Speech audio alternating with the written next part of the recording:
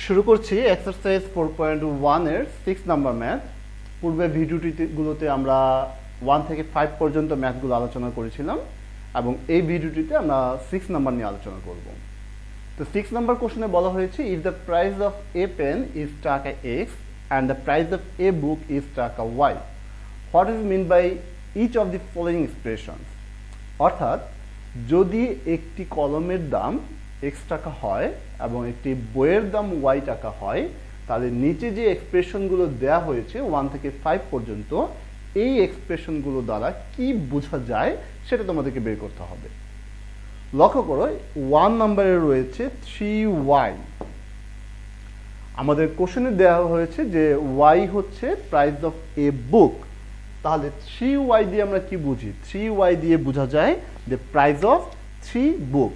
সেজন্য আমরা লিখব 3y means the price of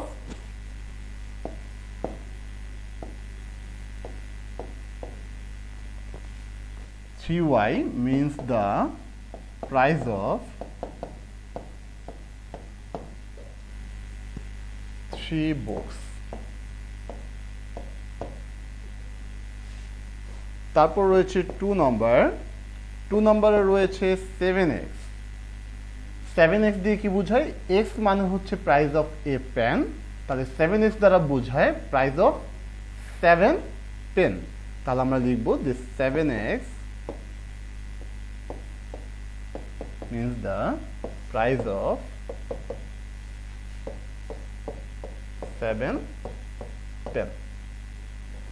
এরপর রয়েছে 3 নম্বরে রয়েছে x plus 9y। যেহেতু এখানে শুধুই x রয়েছে, তো শুধু x মানে কি প্রাইস অফ 1 পেন, আর এর সাথে রয়েছে 9y। তাহলে 9y মানে কি? y মানে হচ্ছে প্রাইস অফ এ বুক, তাহলে 9y মিনস হচ্ছে প্রাইস অফ 9 বুকস। আর এখানে যেহেতু অ্যাডিশন সাইন রয়েছে, তার মানে বোঝা যাচ্ছে যে একটি কলম এবং 9টি বইয়ের টোটাল প্রাইস। তাহলে আমরা লিখতে পারি x plus 9y means the price of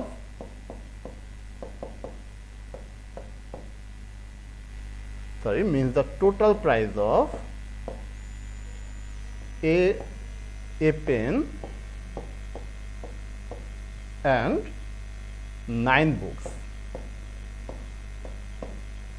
এই হলো আমাদের 1, 2, 3 নাম্বার এর সলিউশন। এবার আমরা চলে যাচ্ছি 4 নম্বরে। 4 নম্বরে ছিল 5x plus 8y।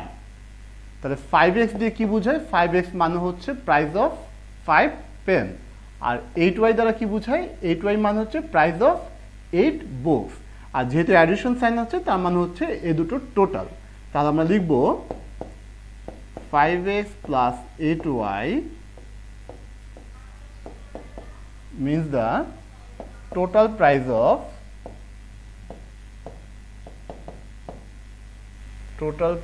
of 5 pens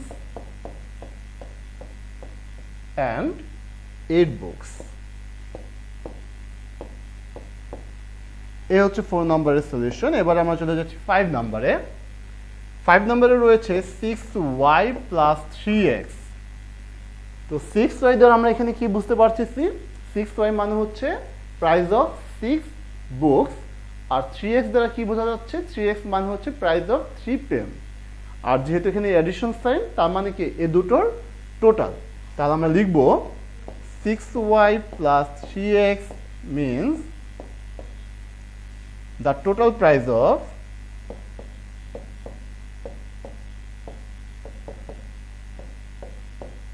the total price of 6 books and 3 pens। এই হচ্ছে আমাদের 6 নাম্বার কোশ্চেনের যে 5টি কোশ্চেন ছিল, 5টি কোশ্চেনের সলিউশন।